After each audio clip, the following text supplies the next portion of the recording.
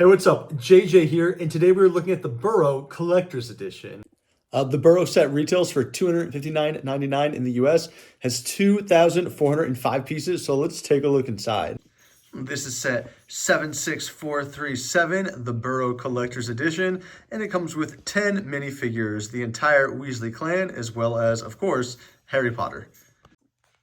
Looking at the outside of the Weasley house, I think the designers did a great job kind of creating some of these angles and shapes to show that the house is kind of being held together by magic. Specifically, there's a really cool build technique where these rooms are kind of set up at an angle. And for the back of Fred and George's room, they do a cool job kind of creating some of these unique shapes when kind of looking at how the house is held together. And one thing I do like about this set is it is fully closed and opens up to kind of reveal the two halves of the house, which made for a really fun build, as well as some cool, unique features. And here we can see what I mean when I say you kind of open this out so that you can see the insides completely. Looking at the dining area of the house, there's some really cool features and details, especially in some of these sticker pieces. I don't love when sets have lots of stickers, but I do admit, of course, it is able to provide a lot of additional details you wouldn't get otherwise. I like that each of the chairs or the cushions in this dining area are different colors, kind of just to show that, it's kind of everything's matching here in the Weasley house. With those stickers, though, I did put two on pretty badly. One, I needed to completely rip up, Percy's bedroom, typical. The other one, I kind of just left a little crooked. Some of the stickers were like the cabinets for the Weasley house, so those could be a little, in my mind, not straight. And on the other side of the first floor, of course, we have the chimney, which is the Flu Network we'll look at in just a moment. A nice cool print there. Here on the left, we see the other part of the kitchen. There's a cool play feature where you can kind of push this and the dishes kind of wash themselves, sort of a Weasley magic trick. And then here on the right, of course, we can see kind of the needle and thread, the quilting happening by itself. Just like with Borgin and Burkes for the Flu Network, you place your character in the chimney. And then just up here, you kind of just spin this dial and the character kind of goes up. And then when you're ready to bring them down, you spin and they come back down.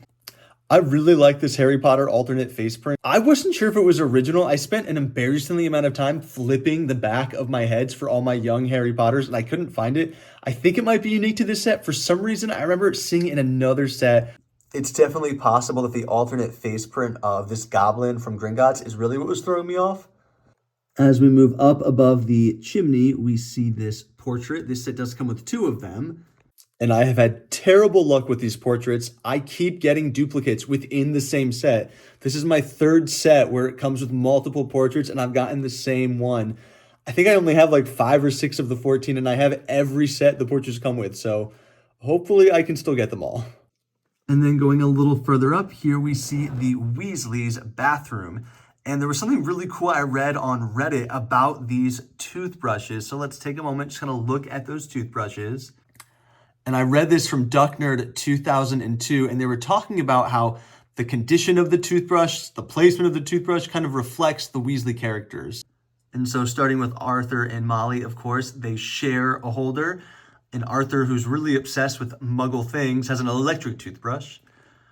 Charlie and Bill, they don't have a toothbrush. They don't live here anymore.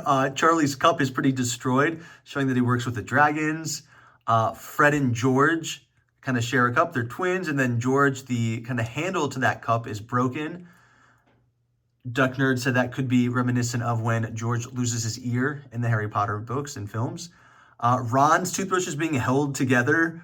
And then Percy's kind of is the tallest, kind of showing that he's a bit uppity, kind of, stuck up a little bit compared to the rest of the Weasleys.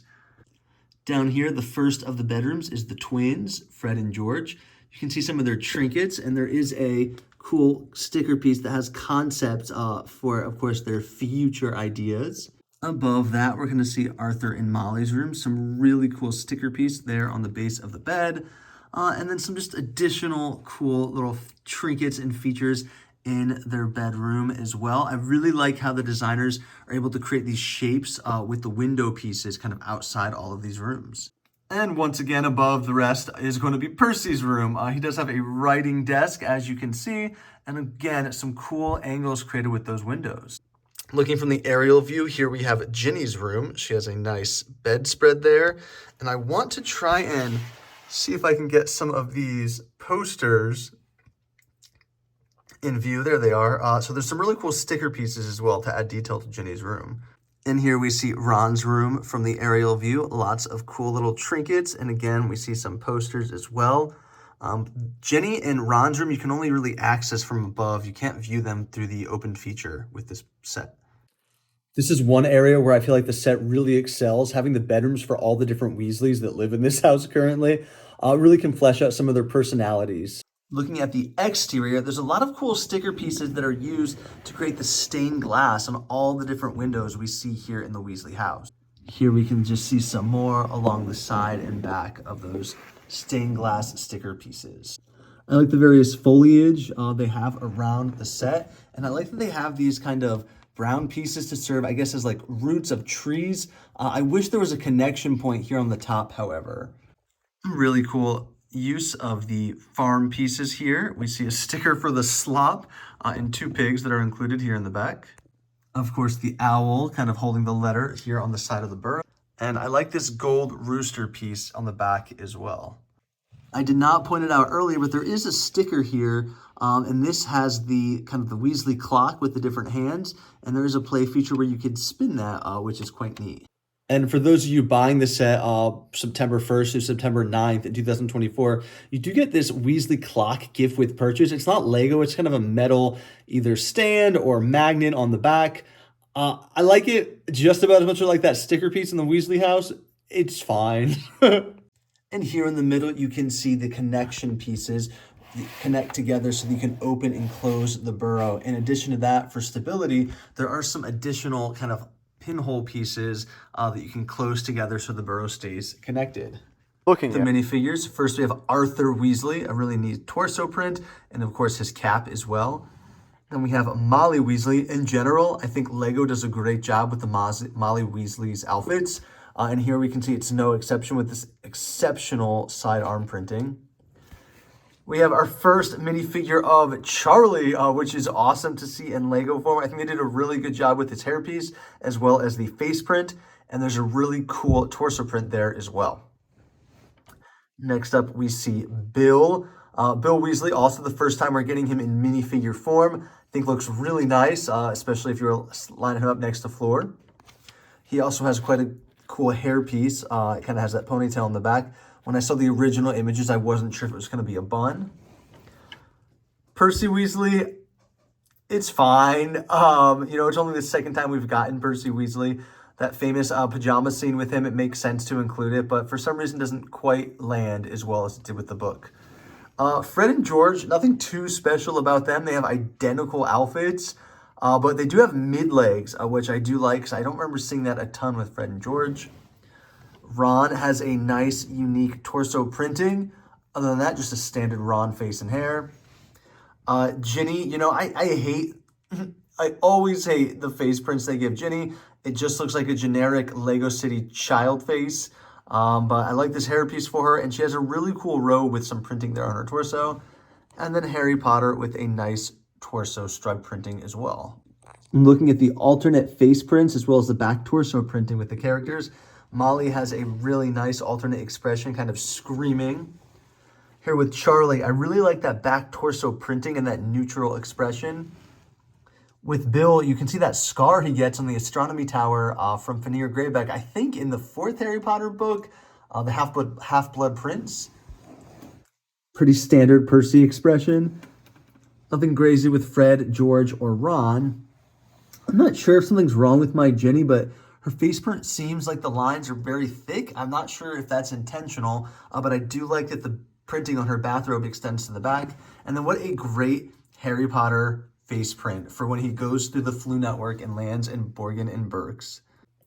All in all, I do like the minifigures. My biggest complaint is with Percy, where I think he just looked so much better when he came with that book a few years ago. And here we can see it standing next to the most recent Burrow set that had come out a few years ago. As you can see, the new set is much taller, but it has a similar general structure.